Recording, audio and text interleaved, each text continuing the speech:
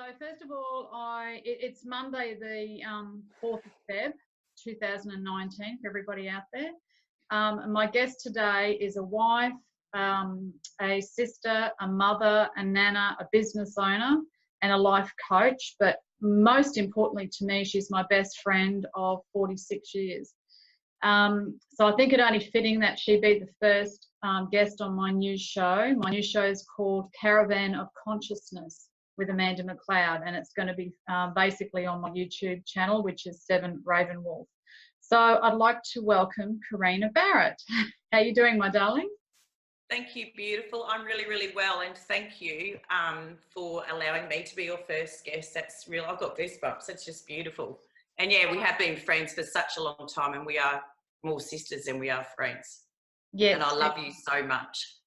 Great, thank you. Ditto. I love you too so much, and thank you for being part of my first show, or being on my first show.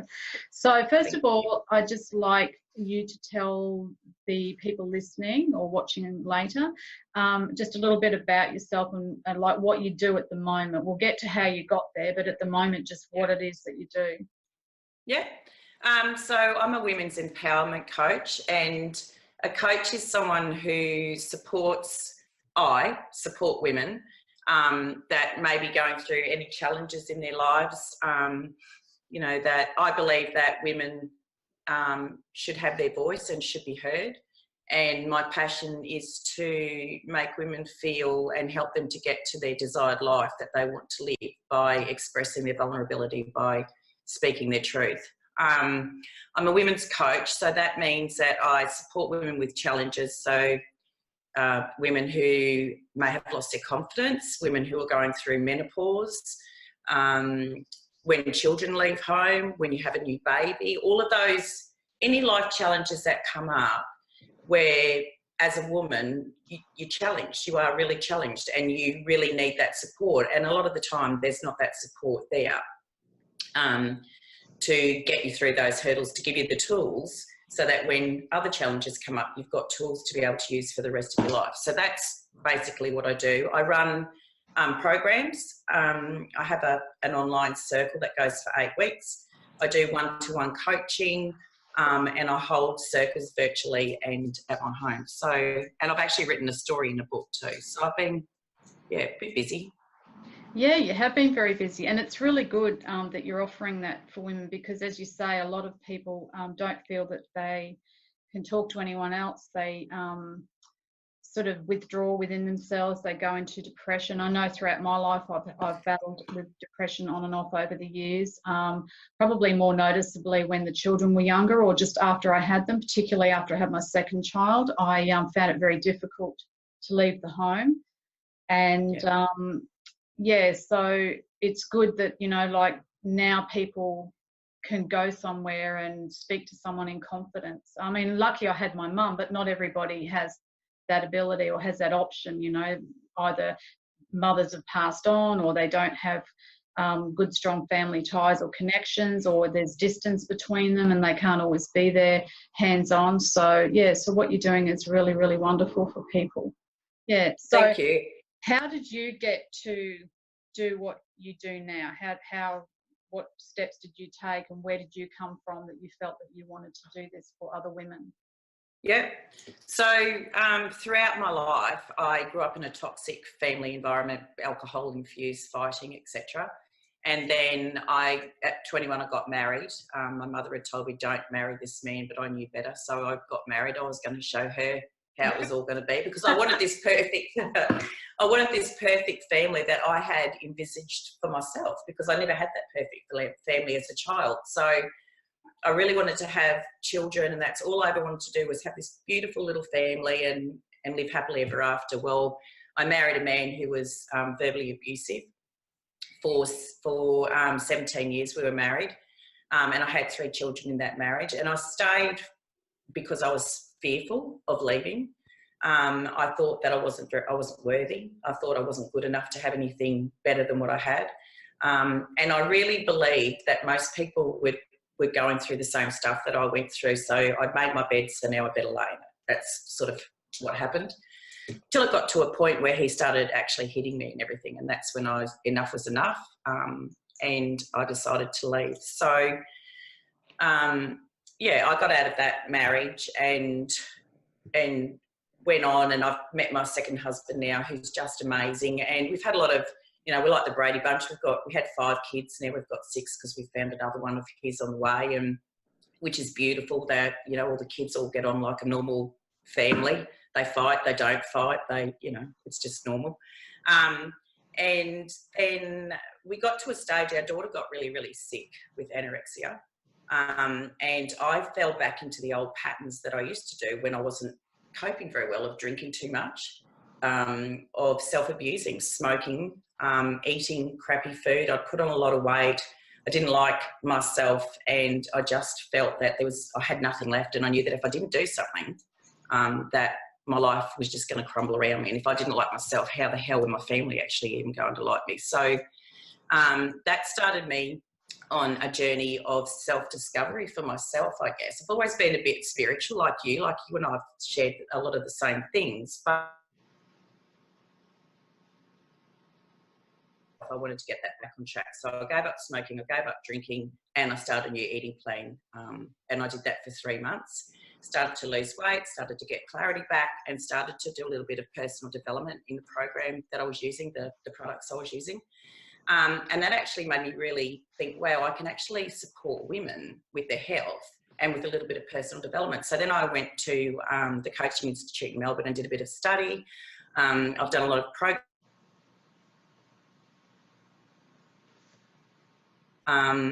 And that has now given me the opportunity to be able to support women, because there was just no support around when I really, really needed support.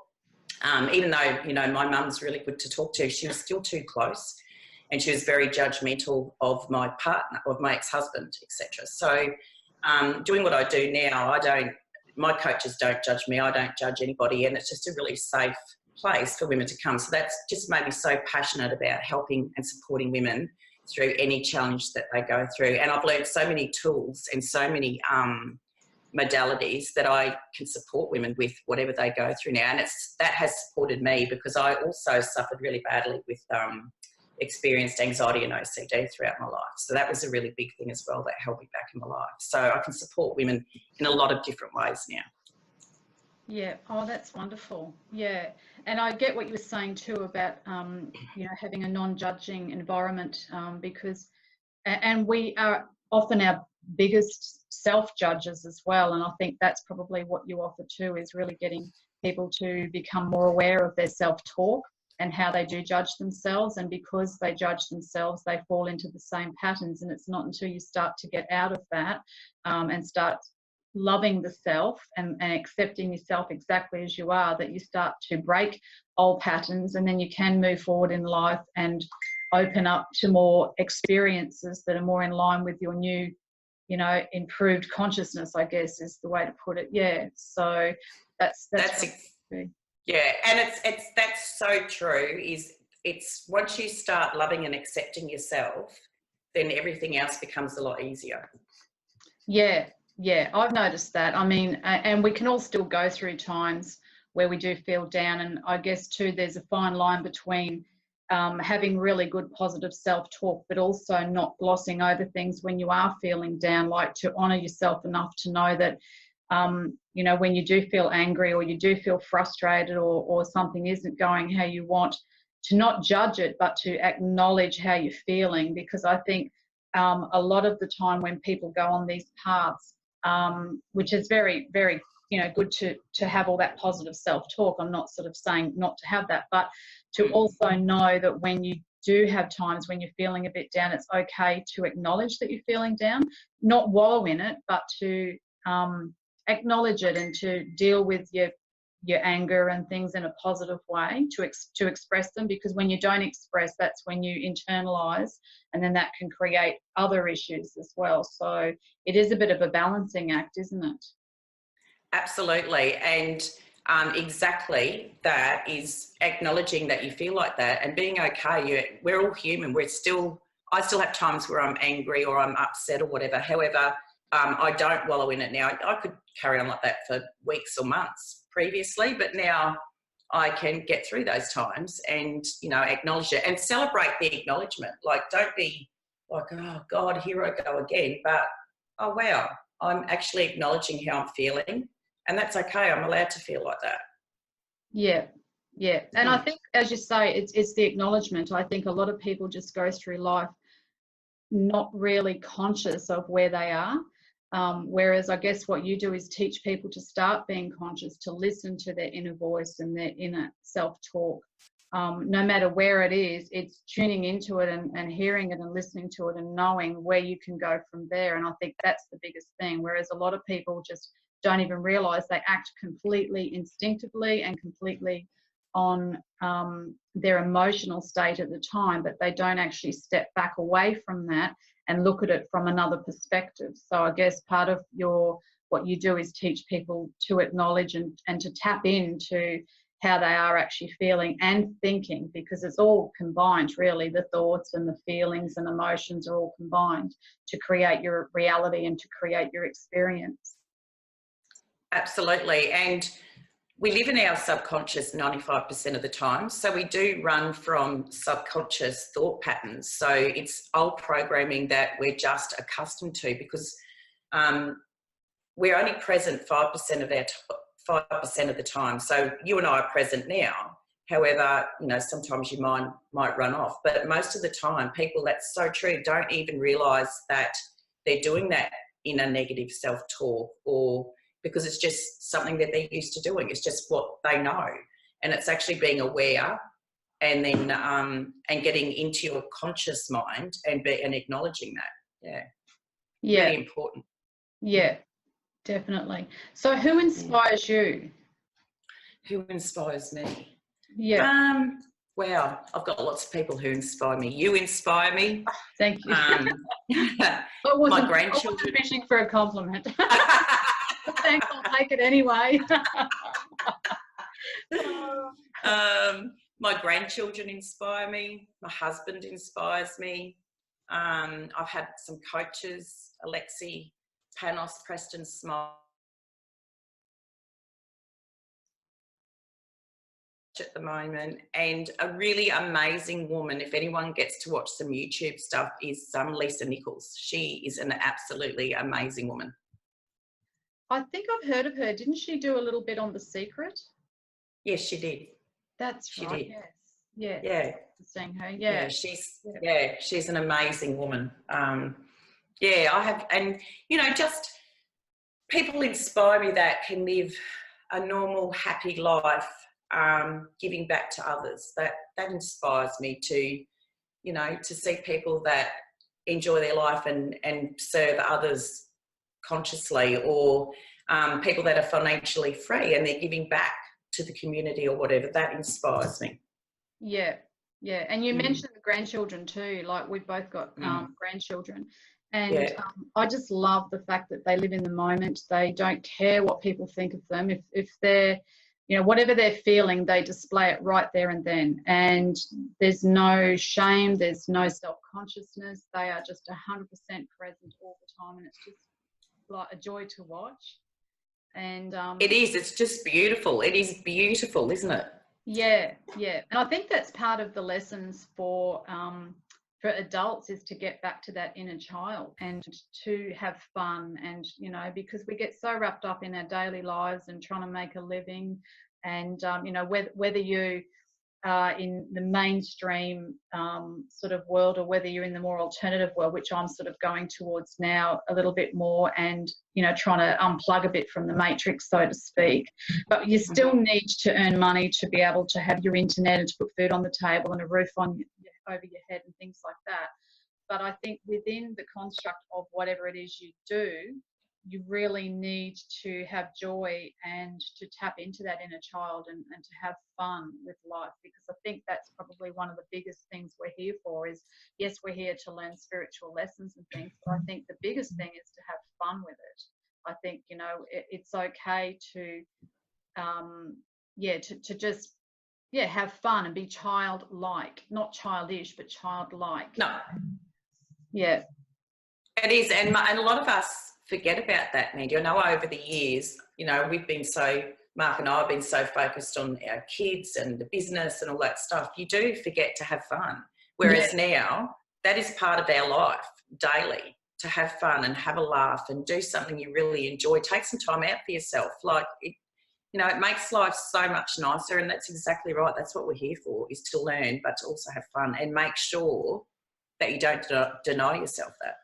Yeah, and it's good too. It strikes a real good work-life balance to be able to take yourself away and to go to the beach or go for a walk in nature, or, whatever, or draw, colour in, pick up a guitar if you're into music or whatever, and to just, take yourself away a little bit. And you do come back feeling so refreshed. And it does give you, a lot more clarity so that you can move on with other things in your life, or in that particular day. So where can people find you? What sort of, what contacts have you got? Facebook, Instagram, Twitter, that sort of thing, websites, so that people can find you? Yeah, so my Facebook's just under Karina Barrett. I do have another page called Light Your Fire. And on Instagram, it's Back to Fronts Barrett Karina. And my webpage is www.karinabarrett.com. And can I just also say, Mandy, I'm starting a program on the 6th of March, and I am offering a $200 discount at the moment for the first few people that want to sign up with me. It's a really awesome program, and it's about self-love and acceptance, and going through learning some tools so you can support yourself. And I also am an EFT tapping coach now as well, so I actually use that as a huge modality in my programs. Oh wow, that's something I didn't know. I've actually I know EFT tapping a couple of years ago through, I think it's Nick and Jessica. Okay. I came across them online and I started doing tapping. I downloaded one of his courses and I did it, but I must admit I haven't been consistent with it. I really probably need to get back to doing it daily, but I did find when I was using it, it really, really helped with things. So, so that's interesting. We'll talk about that when we later. Yeah. So, so with this course that you're doing on the 6th of March, do you want to just give a brief overview for anyone that might be interested? What's involved? Yeah, sure. So it runs for 8 weeks. It's a virtual program, so I can, anyone from all over the world can actually be part of my program. It's weekly calls of an hour and a half, around about call. If there's about 8 women, the calls go for about an hour and a half, 2 hours. And we go through like different things.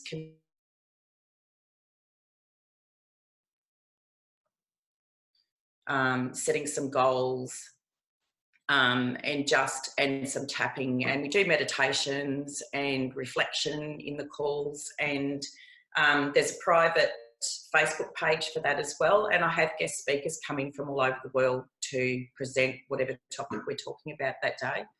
And within that program as well, we do 2 one-on-one talks. Like I share 2 lots of 1 hour talks with the ladies as well, just to make sure that if they need extra support or if something's going on that they're challenged with that they don't actually want to speak about in the program, that I'm there totally for them over that 8 weeks as well. So it's really, really good. And I've ran one last year and it was just amazing. I like just the difference from the ladies from when they first started to when they finished. Just that lights my fire. That just fills my heart with so much joy that these women now can have such a better, easier life, I guess, because they've got all those tools.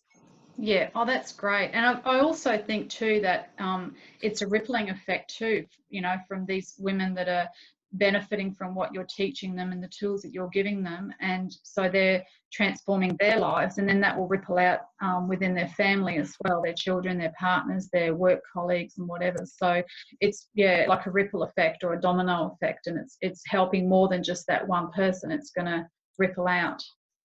Absolutely. It absolutely does. Yeah. And from doing this work, I know from myself, like even our kids have said to Mark and I, because he had done a lot of coaching as well, and even our kids are like, wow, you're just so different. You're so calm now, and you're not, it's just different, which is really nice. And it just changes your whole mindset, doesn't it? Yeah, it does. I bet they wish that we'd have started this years ago. Yeah. with her. Yeah. Although, like you said earlier, I've always been into spiritual things. I was lucky enough to have a mother that had all those books on the bookshelf right from when I was, you know, a toddler. So I did have a lot of those insights, but I didn't always put it all into practice. I've had times in my life where I've sort of waved in and out of it. So, yeah. Yeah. And if we hadn't been through all the experiences we've been through, you and I, or anyone that does this sort of work, wouldn't be where you are now, wanting to support women and wanting to support people to enrich their lives. Yeah, exactly. Yes, because it's very hard to teach other people when you don't have first-hand knowledge yourself. It comes across as unauthentic, and you just cannot connect on the same level unless you've been where other people have been. So so all right, well, thank you so much, darling, for being on my first show and for sharing all your insights and what you're doing. And I'm so proud of you. And it's just wonderful, and I just wish you all the best with everything. And so if anyone wants to get in touch with Karina, I will put links in the description below when I upload this later on, or you can rewind the video and listen to Karina's links that she gave before with her website and Facebook page and things like that. So thank you so much. Really enjoyed it. Thank you, my love. Me too. Right. And I just want to say to you, I am really, really, really proud of you too, my love. And I know that you were going to do so well with this, because this is what people, you know, really need to hear, something like this that's so uplifting and positive. And I wish you all the best. And I'm really excited to be the first person on your new venture. Yeah, great. Thank you so much.